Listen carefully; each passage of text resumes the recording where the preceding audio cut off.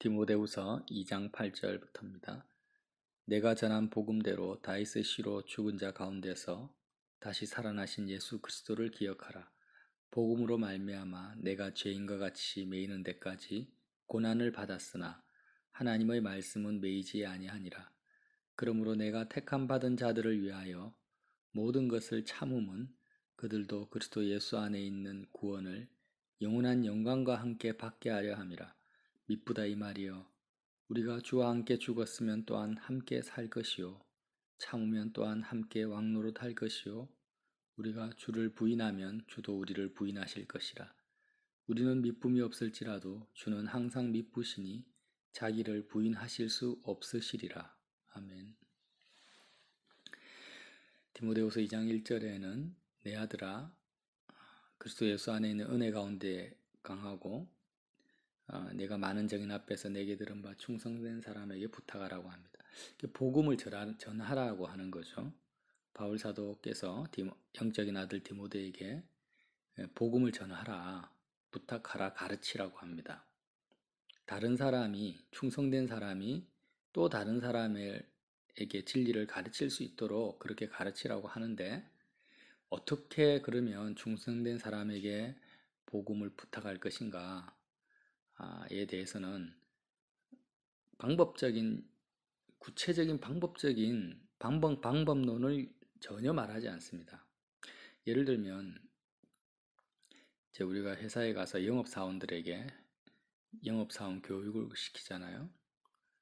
그러면 누구에게 하루에 몇 명 정도 접촉을 해서 또 전화 텔레마케팅을 하고 그렇게 해서 그 사람들 중에서 좀 가능성 있는 사람을 설문조사 결과를 가지고 접촉해서 만나라. 뭐 이런 식으로 영업 전략을 세우고 국회의원 선거나 대통령 선거 캠프 같은 걸 보면 얼마나 많이 연예인들까지 동원해가지고 많은 사람들에게 이제 표를 얻기 위해서 그렇게 선거 운동을 합니까? 그런 것과 같은 복음 전거에 대해서는 전파를 전혀 어떤 전도의 전략이라든지 방법론을 바울은 전혀 이야기하지 않는다라는 거예요. 저도 경험했지만 선교단체나 많은 교회에서 전도 폭발 운동이라든지 아니면 여러 가지 부흥 운동을 하는 데 있어서 사실 어떻게 보면 세상의 그 영업 방법이나 선거 운동과 거의 흡사한 그런 전도 운동들을 많이 해왔다라는 것입니다. 그렇지만 바울은 충성된 사람에게 부탁하라고 말씀하시면서 세 가지 비유를 들었죠. 그리스도 예수로의 좋은 병사로 나와 함께 고난을 받으라. 어떻게 가르칠 것이냐? 디모데 너가 충성된 사람이 어떤 사람이 충성된 사람이냐? 뭐 이렇게 분별해가지고 확보해서 선별해서 많은 사람의 접촉해서 이런 것이 중요한 게 아니라 너부터가 그리스도 예수의 좋은 병사로서 나와 함께 고난받을 수 있는, 복음 때문에 고난받을 수 있는 자기 생활에 얽매이지 아니하는 하나님의 능력으로 사는 그리스도 안에서 온전한 안식을 누리는 자기 생활에 얽매이지 않은 좋은 병사로 사는 것이 중요하다라는 거예요. 그 말씀을 디모데에게 했죠. 그리고 법대로 경기하는, 규정을 이탈해버리면 이제는 탈락해버리잖아요. 선수들은. 바른 교훈을 쫓아가는 그런 좁은 길, 진리의 길을 걸어가는 경기하는 자가 돼야 된다. 너가. 다른 사람이 중요한 게 아니고 디모데야 너가 중요하다라는 거예요. 그리고 수고하는 농부가 되어라. 하나님께서 하나님의 때에 이루실 것을 믿고 현재 복음으로 인해서 오는 고난을 거부하거나 회피하지 말고 믿음으로 하나님이 이루실 것을 믿는 그 믿음으로 살아라는 것입니다. 이렇게 살면 너가 그렇게 좋은 병사로 법대로 경기하는 경기자로 수고하는 농부로 살면 그 너의 삶 자체가 복음 전거의 원동력이 될 것이고 그것이 바로 충성된 사람을 가르치는 삶이다. 이렇게 맥락이 이어집니다. 이렇게 하시면서 이제 8절에 뭐라고 합니까? 결론적으로 내가 전한 복음대로 내가 너에게 전했고 또 많은 사람에게 충성된 사람에게 복음을 전했는데 이렇게 복음의 내용이 뭐냐면 다윗의 씨로 죽은 자 가운데서 다시 살아나신 예수 그리스도를 기억하라는 것입니다. 왜 주님의 부활을 기억하라고 합니다. 항상 복음의 내용 중에서 제일 중요한 그 예수 그리스도의 부활을 기억하라고 하시냐면 자, 예수님은 물론 많은 영향력을 미쳤습니다. 오병이어 사건들을 봐도 수많은 군중들이 주님을 따랐지만 주님의 그 사역의 결과는 어떻습니까? 그 수많은 군중들, 그 수많은 군중들이 다 예수님께 등을 다 돌렸어요. 제자들도 가장 가까이 있었던 제자들조차도 예수님을 버리고 도망갔던 거죠. 그래서 지금 세상에서 말하는 영업 전략이나 선거 캠프 운동가에 비교하면 완전히 실패한 대표적인 케이스가 뭐냐면 주님의 공생의 사역이었다라는 것입니다. 그래서 이제 주님은 끝났다. 예수님은 이제는 완전히 십자가에 못 박혀서 죽은 자가 되어버렸어요. 무덤에 묻혀버렸습니다. 완전히 사장되어 버린 거죠. 그렇게 됐는데 하나님께서 예수님을 다시 살리시고 예수님의 공생애의 사역의 그 결과와는 전혀 상관없이 하나님의 능력으로 지금 복음이 전 세계에 전거되고 있는 것을 기억하라는 것입니다. 그래서 예수님은 많은 군중들을 동원해서 큰 예배당을 세우고 자기가 많은 지지를 받고 많은 사람들의 그 설득을 얻어내기 위해서 대중을 설득하고 이런 사역이 전혀 없었고 그냥 주님은 하나님의 뜻을 쫓아서 자기 생활에 얽매이지 않은 좋은 병사로 바른 교훈을 쫓아가는 의로운 둘째 아담으로 수고하는 농부로 주님이 하나님 아버지께서 이루실 것을 믿는 그 믿음으로 그냥 홀로 마이웨이를 가신 거예요. 사람들의 어떤 반응이나 지지를 조금도 염두에 두지 않았습니다. 그리고 그 공생애의 사역의 끝은 뭡니까? 모든 사람이 주님을 다 버린 그 죽음이었다라는 거예요. 그런데 그 예수님을 통해서 복음이 전거되기 시작한 것입니다. 이것을 기억하라는 거예요, 디모데야. 그래서 너는 세상적인 방법, 육적인 방법론을 쫓아서 복음을 전하지 말고 다른 것이 중요한 게 아니야.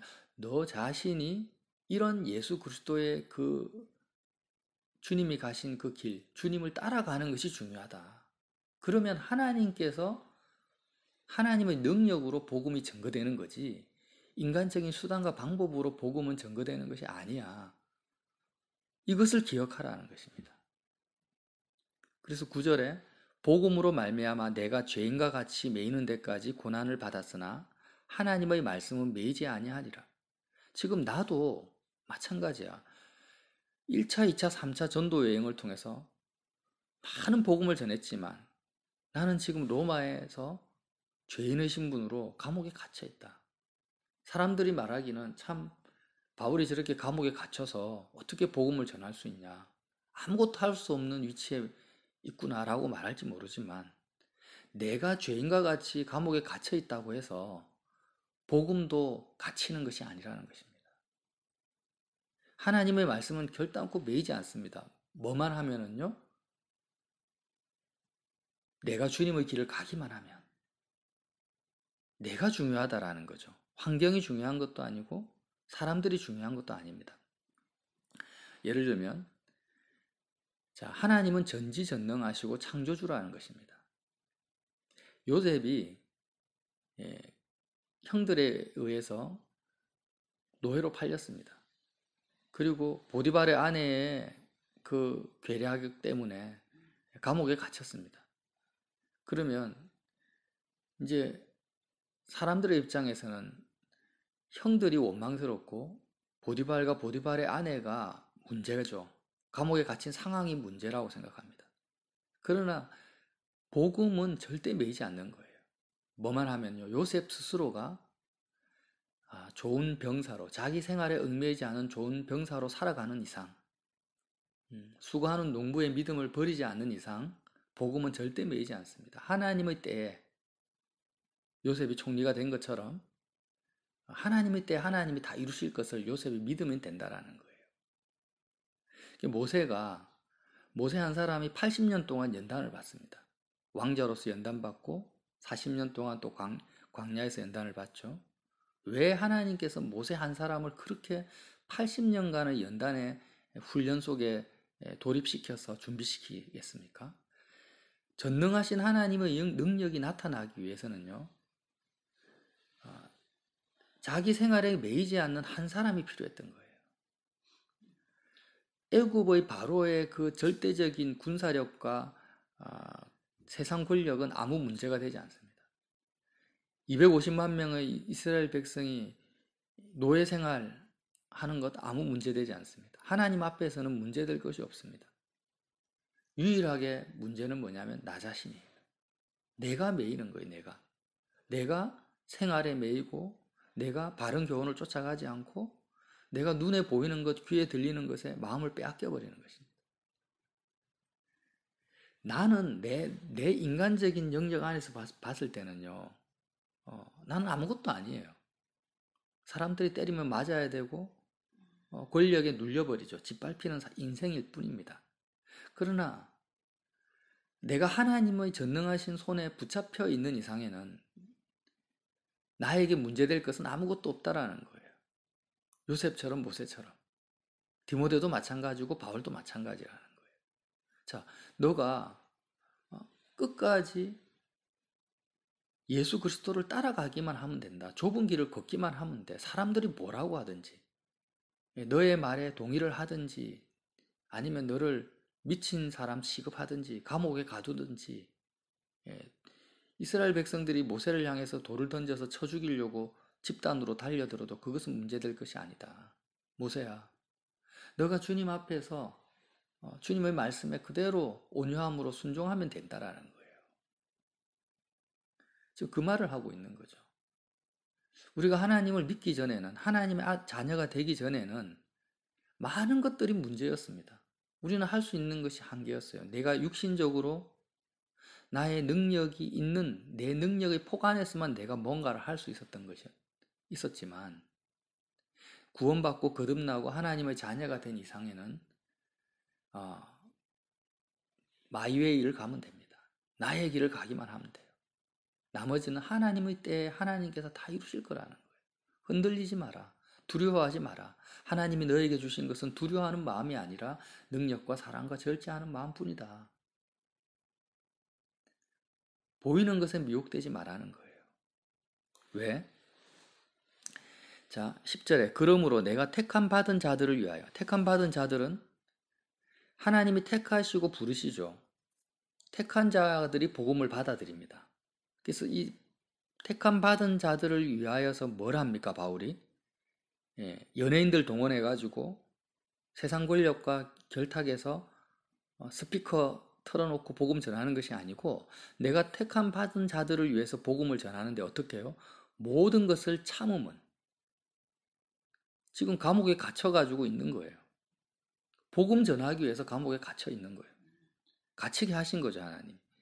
그들도 그리스도 예수 안에 있는 구원을 영원한 영광과 함께 받게 하려 함이라. 지금 바울의 그 전도의 개념을, 복음 전파의 개념을 우리는 좀 심각하게, 정말 진중하게 받아들일 필요가 있습니다. 이 바울의 개념을 받아들이지 않았기 때문에 말씀을 지금 한국 교회가 이렇게 무너져 가고 있는 거거든요. 뭐 수많은 전도 대회, 성시화 운동, 집회를 많이 가졌지만 정말 택함 받은 자들은 극히 소수라는 거예요. 11절 미쁘다 이 말이요 우리가 주와 함께 죽었으면 또한 함께 살 것이요 참으면 또한 함께 왕노릇 할 것이요 우리가 주를 부인하면 주도 우리를 부인하실 것이라. 미쁘다 이 말이요. 정말 이 말씀이 진리다. 이 말씀이 정말 맞다라는 거예요. 어떤 말? 우리가 주와 함께 죽었으면 또한 함께 살 것이요. 복음을 어떻게 전할 것인가? 주님과 함께 날마다 죽는 그 길을 가는 것이 복음 전거라는 거예요. 이 말이 진짜 진리라는 거죠. 우리가 주와 함께 죽었으면 또한 함께 살 것이요. 주님과 함께 날마다 죽고 날마다 주님과 함께 사는 이 십자가 생활하죠. 십자가가 나의 생활 속에서 날마다 적용되어지는 삶을 살면 되는 거예요. 어떤 위치에 있든지, 뭐 가정주부든지 직장인이든지 그게 중요한 게 아닌 것입니다. 내가 사람들한테 많은 영향력을 미치냐 안 미치냐도 중요한 게 아니에요. 내가 감옥에 갇혀 있느냐 갇혀 있지 않느냐도 중요하지 않는다라는 거예요. 복음은 매이지 않는다라는 거예요. 뭐만 하면 우리가 주님과 함께 죽고 주님과 함께 살기만 하면 참으면 또한 함께 왕노릇 할 것이요. 참아야 되죠. 참는다라는 게 인간적으로 인내한다 이런 차원이 아니고 그렇게 눈에 보이는 환경에 휘둘리지 말라는 거예요. 하나님께서 이루실 거니까 하나님은 전능하시니까 사람들이 뭐라고 하든지 그 사람들의 반응에 휘둘리지 말라는 거예요. 주님처럼. 주님은 온전히 죽었지만 하나님이 살리신 것, 그걸 믿으라는 겁니다. 그러면 함께 주님과 함께 왕노릇 할 거라는 거예요. 우리가 주님을 부인하면 근데 이렇게 주님이 가신 그 길을 쫓아가지 아니하고 세상의 방법론을 쫓아가고 눈에 보이는 것을 쫓아가는 것이 뭡니까? 주님을 부인하는 것이에요. 그러면 주도 우리를 부인하실 것이다. 복음과 상관이 없게 된다라는 거죠. 자, 13절. 우리는 미쁨이 없을지라도 주는 항상 미쁘시니 자기를 부인하실 수 없으시리라. 무슨 말씀입니까? 우리는 눈에 보이는 상황과 환경에 따라서 왔다 갔다 하고 조울증 환자처럼 좋았다가 또 막 절망했다가 분노했다가 아니면 기뻐했다가 왔다 갔다 하는데 주님은 그렇지가 않은 거예요. 주님은 항상 미쁘시다. 변함이 없으시다. 언제나 신실하시다. 주님이 우리에게 행하신 그 약속, 언약은 바뀌지 않는다. 영적인 진리를 디모데야 너가 쫓아가면 그 길을 가면은 주님이 반드시 이루실 것을 너가 믿으라는 거예요. 주님은 자기 자신의 말을 일구이언하지 아니하시고 반드시 이루실 것을 믿으라는 것입니다. 자, 말씀을 마치겠습니다. 사람마다 편차는 있습니다. 편차가 있다라는 것은 우리가 넘어지기도 하고 승리하기도 하고 신앙의 굴곡이 있다라는 거예요. 사람마다 영적인 편차가 있지만 모든 사람 앞에 예수님이 가신 길과 똑같은 길이 놓여져 있다는 사실은 부인할 수 없습니다. 택함 받은 모든 사람에게. 예수님이 갔던 그 길이 어떤 길입니까? 세상과 상관이 없는 길이에요. 하나님이 이루실 것을 믿고 우리가 그렇게 추운 겨울, 아무 생명이 보이지 않는 그런 겨울에도 농부는 어떻게 합니까? 봄이 되면 반드시 씨를 뿌릴 것을 기다리고 있는 것처럼 그렇게 수고하는 농부의 마음, 사람마다 편차가 있지만 주님이 그 수고하는 농부의 길을 가신 거죠. 하나님이 이루실 것을 믿고 날마다 죽고 날마다 사는 그 십자가의 길을 열어놓으신 거예요. 그래서 모든 사람 앞에, 택함받은 모든 사람 앞에 어떤 길이 있습니까? 주님이 가신 십자가의 그 길이 놓여져 있다라는 거예요. 지금 바울이 이 말씀을 하는 거예요, 디모데에게. 그래서 세상에 대해서 날마다 죽고 하나님에 대해서 사는 이 십자가의 그 길, 세상과 상관이 없는, 군중들과 상관이 없고 대중의 인기와 상관이 없고 눈에 보이는 성과와 상관이 없고 단지 전능하신 하나님이 하나님의 때 이루실 것을 믿는 이 길이 너의 앞에 놓여 있기 때문에 세 가지 비유를 한 거죠. 수고하는 농부가 되고 법대로 경계하는 자가 되고 자기 생활에 얽매이지 않는 좋은 군사가 되라는 거예요. 다 한마디로 말하면 예수님이 가신 그 길만을 쫓아가라, 디모데야. 그런데 그 주님이 가신 그 길을 가지 않으면 결론적으로 너는 예수님을 부인하는 삶을 사는 거예요. 제자들이 예수님을 부인한 것처럼 너도 예수님을 부인하는 삶을 살 수밖에 없다. 그 믿음을 가지지 않으면, 예수님과 같은 믿음에 참여하지 않으면. 그러므로 어떻게 하라는 겁니까? 다윗의 시로 죽은 자 가운데서 다시 살아나신 예수를 기억하라. 한 번이 아니라 매 순간 기억하라. 그리고 하늘로부터 오는 그 평강과 기쁨만을 사모하고 오늘도 살아라는 것입니다. 예수님을 믿으라는 거죠. 아주 단순한 진리입니다. 예수님을 믿어라. 다른 것 믿지 말라는 거예요. 우리는 예수님을 믿는 자들입니다. 예수님을 믿는다는 의미는 가족도 믿지 말고 친구도 믿지 말고 눈에 보이는 어떤 상황과 환경도 믿지 말라는 거예요. 요셉이 노예로 팔려가도 노예로 팔려가는 상황도 믿지 말라는 거예요. 총리가 되어도 총리가 된 그 좋은 환경도 믿지 마라. 뭐만 믿어요? 예수님만 믿으라는 거예요. 우리는 말은 잘합니다. 나는 예수 믿는 사람입니다. 예수님을 믿는데 우리의 삶은 어떻습니까? 예수님을 전혀 믿지 않고 있을 때가 많다라는 거예요. 예수님을 믿는다라는 것은 예수님을 따라가는 거죠. 그래서 그리스도의 죽음과 부활과 성천의 그 길을 우리가 매 순간 우리의 마음이 따라가지 않는 이상에는 예수님을 믿는 것이 아닙니다. 나는 세상을 믿고 있고 거짓을 쫓아가고 있는 것입니다. 이 시간에도 주님을 믿는 것은 내 마음이 주님을 따라가는 것입니다.